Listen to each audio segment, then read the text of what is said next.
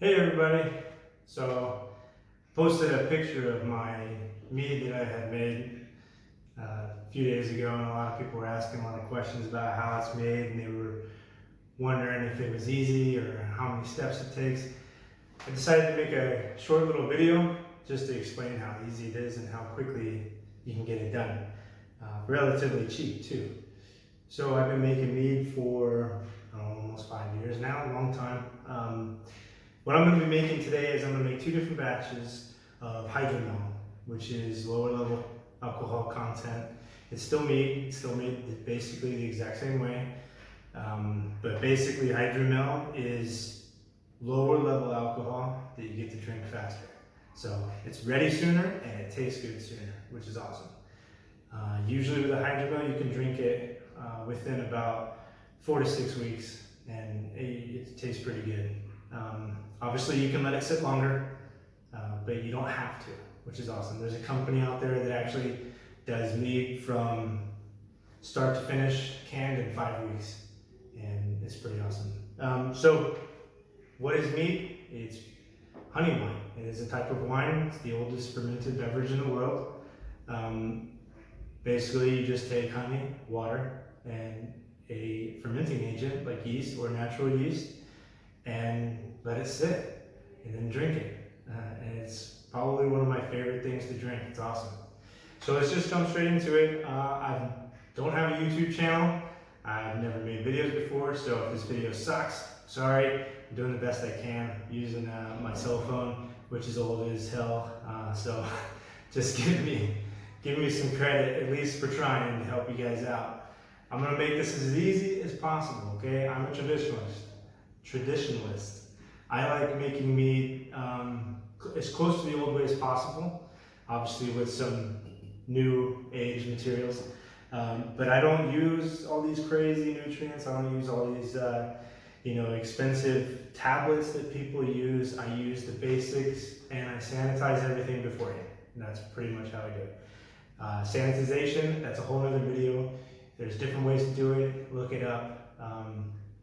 You can use bleach vinegar, you can use star sand. I don't pay for star sand. I go traditional with bleach vinegar and it is just perfect. I've made hundreds of batches, never had one go bad because of it.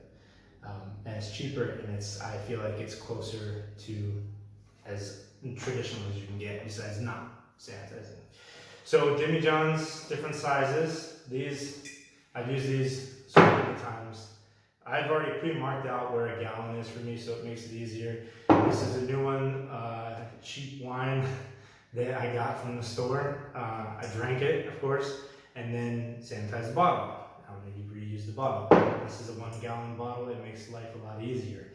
For those who are in Europe, I'm not really sure all of the measurements. I know some, so I'll give you some of the measurements. Anyways, honey choice. Pick whatever tastes good. Which honey do you like? This right here I'm in Sicily. I live in Sicily right now. So this is an Italian honey that I got from a farmer's market. It's a wildflower honey. The guy was awesome. He gave me a deal because I bought a bunch of it. So this one is honey I got from the store. It's actually from Texas. It's a clover honey. It's really yummy. My kids love it on toast. We eat it with everything. It makes great meat. It tastes good. Use what tastes good to you. If it tastes good, shun the naysayers. Who cares? If it tastes good to you, use it. I prefer local honey, but I wanted to show you that you can do it with store-bought honey. It tastes just fine. Before you get started making your mead, what's going to help you real quick, before I forget to tell you, you can hydrate your yeast. You don't have to, but I do. I take some of my yeast, I put it in a little bit of honey water, and I let it sit before I get started making it. That way it's activated while I put it in. If you don't do it, it's fine. You can take the yeast and put it straight into the bottle. It's not going to hurt anything. Check it in a couple days. If you don't see any fermentation, add some more from a different packet. That yeast may be dead. This just tells me, hey, it's alive, it's going to work. Easy. This one's even got bubbles already, so I know that it's going to work. Yeast, I use Lablin. I got it off Amazon. It's like $6 for all of these packets. It's really cheap, awesome. After you open a packet, try and use the whole packet packet because they don't last long. Keep it in the refrigerator after you open it. Otherwise, it'll die pretty quickly. So that's why I always check anyways. But I save it and I try and make 1 or 2 batches at the same time, or at least a whole packet's worth. That way I never have open packets just lying around. With these packets, 1 packet is good for up to about 5 gallons of brew, whether it's wine or mead, whatever you're making. For these, I've measured out about a teaspoon in each one. It's 1 gallon, 1 teaspoon. Measurements are easy, guys. 1 gallon, 1 teaspoon, and I'll get to the rest in a minute. If you don't have these and you're gonna start making mead, get an airlock. They're so cheap. They will mean the difference in your brew, okay? It will make a difference. I was one of those people that started out using a balloon, okay? First batch I made was a balloon. Did it taste fine? I guess. I drank it because I made it, so I was proud. But the ones I made after that tasted a lot better. So these come in a packet. I just got these in the mail the other day. You get 2 at a time in a packet. It's like $2. It's like €1.80. It's so cheap, okay? Get airlocks. And obviously sanitize everything. So, let me show you how easy it is, all right? So we've got our vessel, we've got the mead, and we've got water. I'm using bottled water because I just moved here to Sicily not too long ago, and I'm not used to the water here yet. That I know that there's different microbes in the water, yada yada. I use bottled water right now. If your water's fine, if you like it, use it, okay? It's fine, as long as it's not contaminated, it's not gonna kill you, okay? If you drink your water all the time, use it, who cares, right? And again, there's people out there that are gonna say, hey, don't do that. You have to use clean, sterilized water, whatever. Everybody brews differently. I brew more traditional. I've never had a problem years in the running, okay? I've never had a problem. All right, so again, I sterilized everything. I'm gonna use this one first so you can see, okay? Everything's been sterilized beforehand. That's a painstaking process. I don't want to show you. It just wastes time, okay? So first thing I'm going to do is I'm going to add a little bit of water. It makes it easier to swish it around with the honey in there.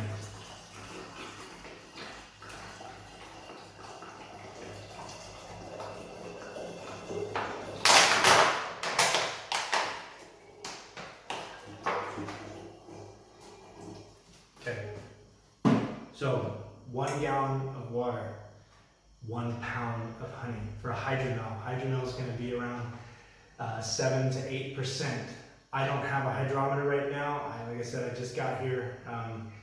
So usually I measure my stuff out, but I've been making 1 gallon hydromel batches for so long now that I know that it's between 7 and 8%. Yeah, is it possible that it could be less than that? Sure, but it's still going to taste good.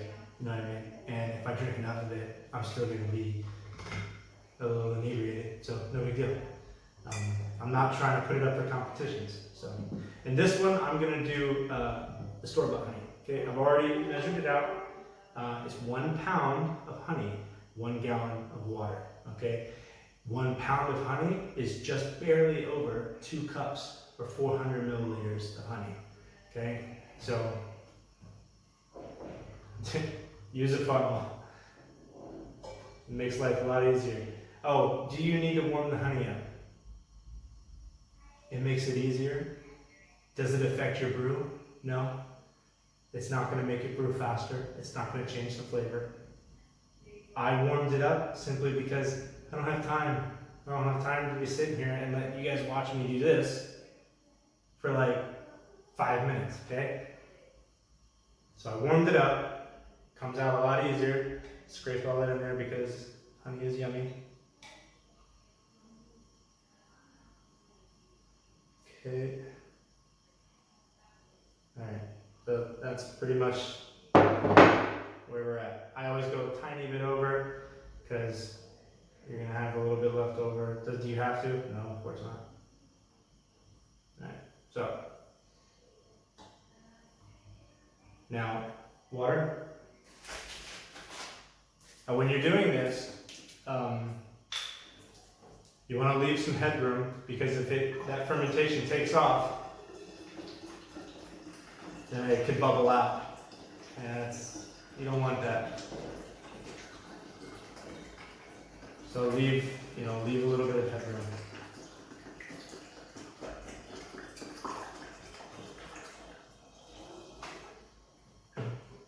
I do the honey and then I do the water because guess what? Do the honey and there's honey left in the funnel. The water swishes it down into the dinner jar. So I'll add a little bit more water to this one because I have this to go in there as well. Don't forget, because then you have to dump some out.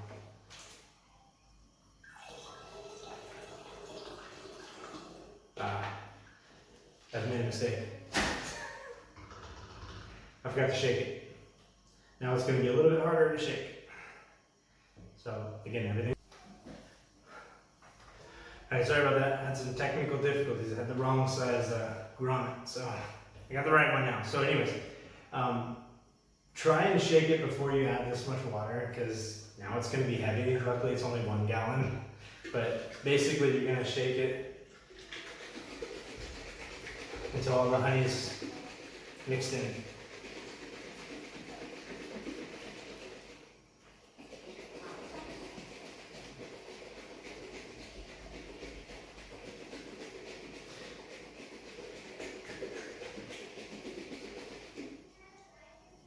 So, as you can see, all the honey, you might be able to see, all the honey is pretty much off the bottom now. Okay, it doesn't take long, guys. If it's warmed up, it mixes really fast. Okay, so now what I'm going to do is, like I said, I don't use nutrients, I don't use chemicals, I don't use tablets. What I do use is raisins, all right? Raisins are a great source of nutrient for the yeast. And because of the grape skin that comes on raisins, they have tannins.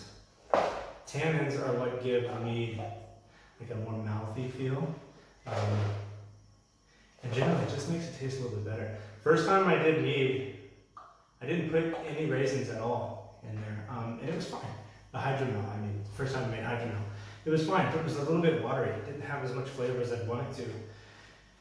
Second time I added raisins. It's fantastic. Really good flavor. How much? About 1 ounce. I don't know how many grams that is. 1 ounce.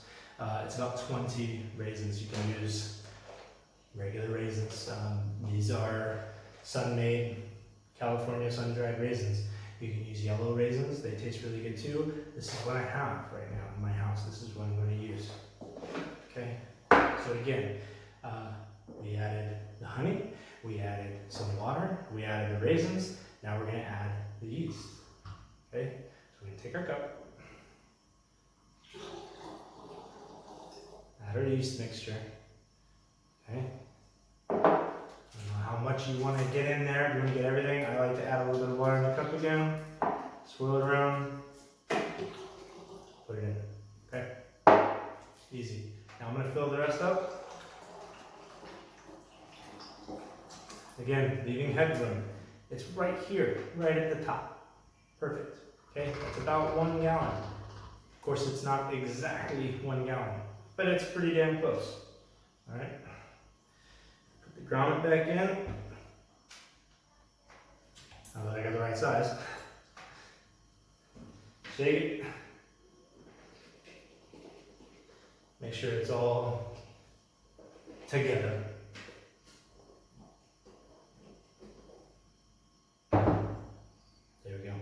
That's it. It's as easy as that. Add our airlock, which I've already pre-filled. Okay.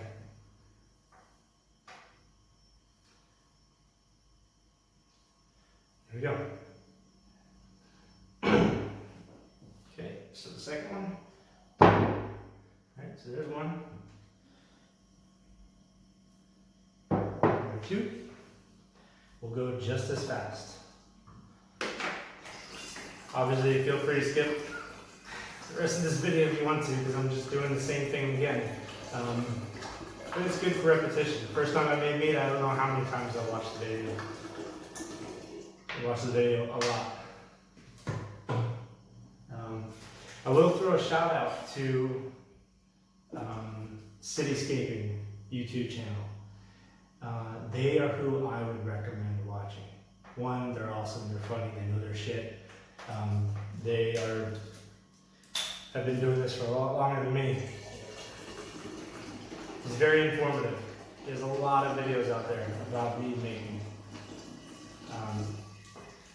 I made mead before I met him online, and ever since I found him, I've kind of been using his techniques, because it's a lot easier and he makes it simple.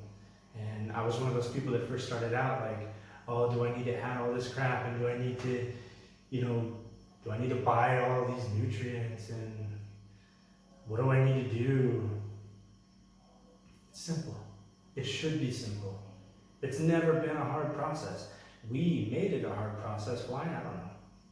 Maybe we wanted to feel special because we do it a different way. No.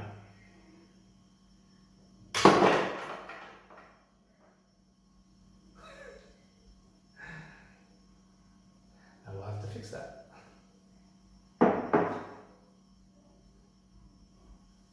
Okay. Here we are. Now, I'm going to remember this time.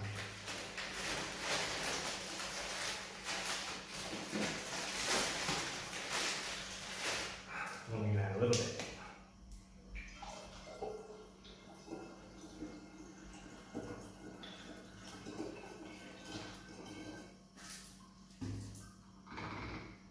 That would be a lot easier for me. Shake it around.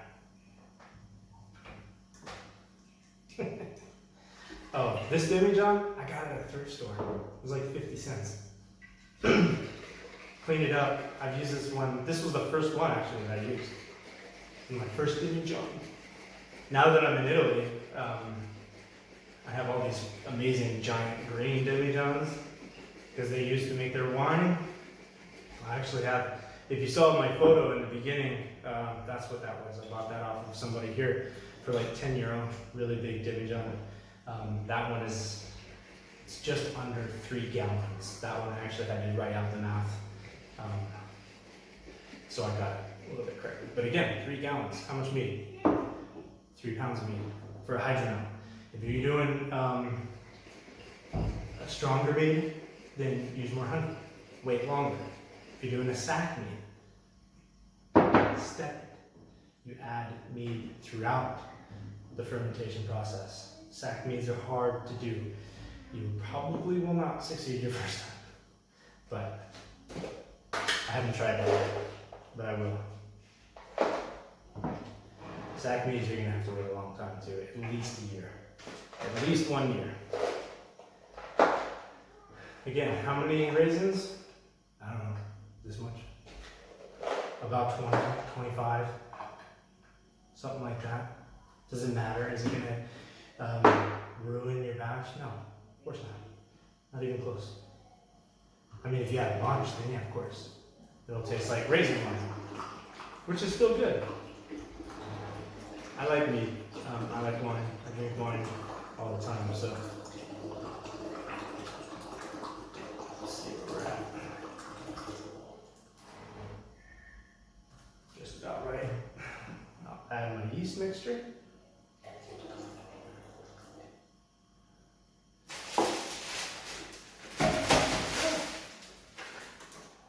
Water, just a tiny bit. Oh, I had one open already. Oh, I'll still drink it. And this bottle, I measured it out because it's a little bit bigger. And so I just go to the top of that duct tape, pink duct tape, just like that. Now it's done. It's done, finito, right? So, again, give it another quick shake. Make sure it's all mixed together. The shaking also puts the oxygen into the mixture. It's really important for fermentation. The reason why you don't want to leave too much headroom is because oxygen is bad later. Okay? Now the yeast needs it to make its little family. But Oxygen's only good in the beginning, right now. Shake, shake, shake, get the oxygen in there, and then airlock it off. Okay, so there we go. I've made 2 batches in probably about, I don't know, 20 minutes, I guess, is how long the video is. Once I put the 2 together, because I messed up. Hopefully this was informative to you. If you have any further questions, you can always, send me a message, put a comment on the video, whatever. I'm not going to make a YouTube channel. You can see how easy it was, because it really is that easy, and it should be easy. So go out there and start. Go buy a demijohn. Get some water. We've got a lot of that around. Get some honey. Order this stuff online if you don't have a brew store near you, but I bet you do somewhere, at least within an hour. So check to see if you do. Airlock. Good yeast. Can you use bread yeast? Sure, absolutely. Use whatever yeast you can get. If you're in a country that doesn't allow alcohol, get bread yeast. Is it going to mess your brew up? No. Is it going to change the flavor? A little, but not terribly. It's still going to taste fine. But all of these things are preference. Get different yeast and try different yeast. Yeah, if I missed anything, if I forgot to say something, ask a question.